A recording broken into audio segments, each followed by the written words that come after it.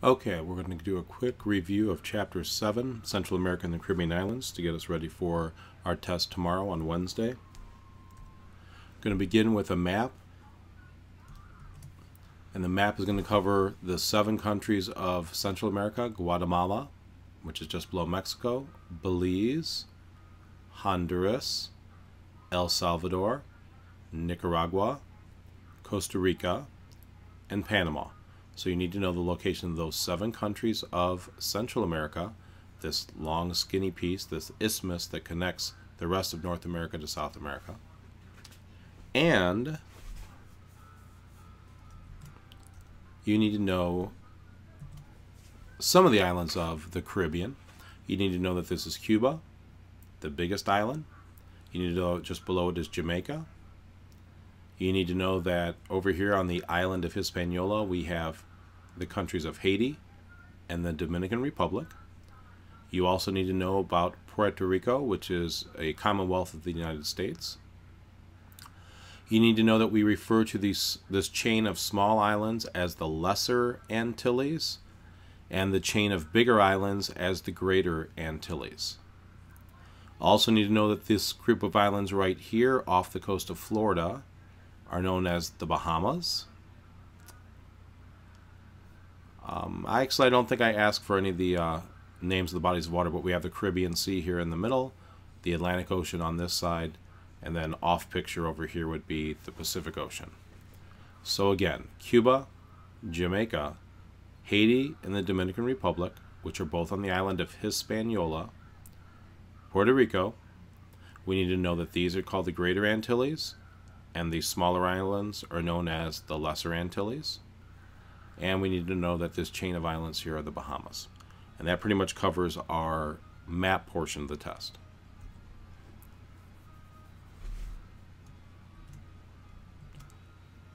Okay, some things that you need to know that we've discussed in quite a bit of detail over the last few days.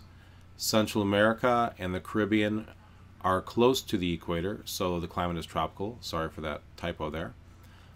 Which means that their weather is warm and sunny all year round, which was one of the reasons why people like to vacation in the Caribbean and Central America, as well as why different crops grow so well in this part of the world. Christopher Columbus was the first explorer to land in the Caribbean. Remember, he thought he had found India, so he called this area, and it's still known today sometimes as the West Indies. The Panama Canal is a major source of economic development for the country of Panama. They charge tolls for people to travel through the Panama Canal, a man-made waterway that cuts through the skinniest part of the country of Panama. Ships can avoid going all the way around South America by using the Panama Canal. The 2 major island groups of the Caribbean are the Greater Antilles and the Lesser Antilles, and we talked about that on the map. Puerto Rico is a Commonwealth of the United States, which means that it ends up being the wealthiest or the most developed island in the Caribbean because of their relationship with our country. Spain had the greatest influence in Central America as far as European countries go. 6 of the 7 countries of Central America have Spanish as their official language because they were at one time colonies of Spain. The ancient Maya people also influenced the culture of Central America, especially places like Guatemala and Belize and Honduras, which are very close to the Yucatan Peninsula where the Maya lived. Africans were brought to this region of the world to work as slaves on plantations. The Europeans had originally enslaved the native people to work on the plantations, the big farms that they had that were growing things like cotton and tobacco, bananas. But as that Native American population died out when they were exposed to diseases that the Europeans carried, the Europeans ended up replacing them with Africans that they had brought over against their will. They had kidnapped from Africa and brought over as slaves. Some of the major crops of this part of the world, and these are things that you buy every day at the grocery store here in Portage, Indiana, and many of them come from Central America and the Caribbean. Coffee, bananas, cotton, sugarcane are all some of the biggest crops that are grown in Central America and the Caribbean. Ecotourism draws vacationers from all over the world to Central America and the Caribbean to explore nature. Things like ziplining through a rainforest, or going deep sea fishing, or scuba diving, or climbing up the side of a volcano. All of these things are are reasons why people like to vacation in Central America and the Caribbean. The culture of this region is really a mix of European, African, and Native American cultures and traditions. You have all of these groups of people blended together over the last couple hundred years in Central America and the Caribbean to create the culture that exists there today. Few more things. An isthmus is a narrow strip of land that connects two larger pieces of land. I mentioned that earlier. Central America is a great example of an isthmus, as it connects the larger part of North America with the large chunk of land that is South America. A developing nation is one that is poor and has a lower quality of life. Unfortunately, many of the countries in the Caribbean and Central America are still developing. Haiti would be an excellent example of that. There's an extreme amount of poverty in the country of Haiti.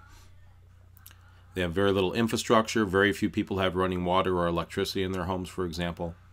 Education is not easily attainable, nor is medical attention for people.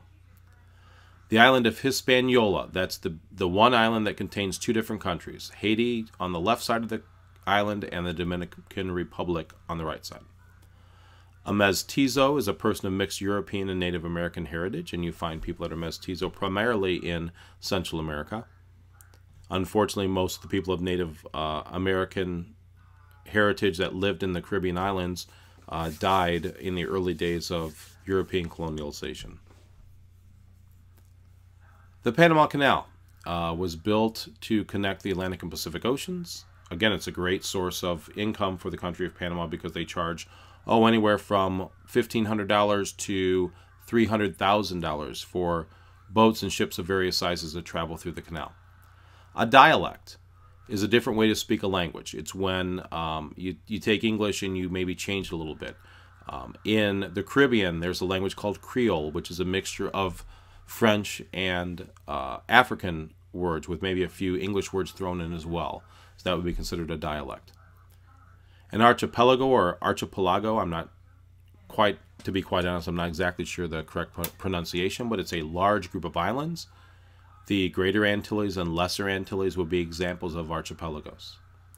A cloud forest is a moist, high elevation area that you find in Central America. So it's where the mountains have risen up into the clouds, and you have this forest area that is very, very dense because of the constant moisture. Things grow very, very well. Okay, and I've got my spots all over my screen, but those are the things that you need to know to do well on tomorrow's test over Chapter 7, Central America and the Caribbean.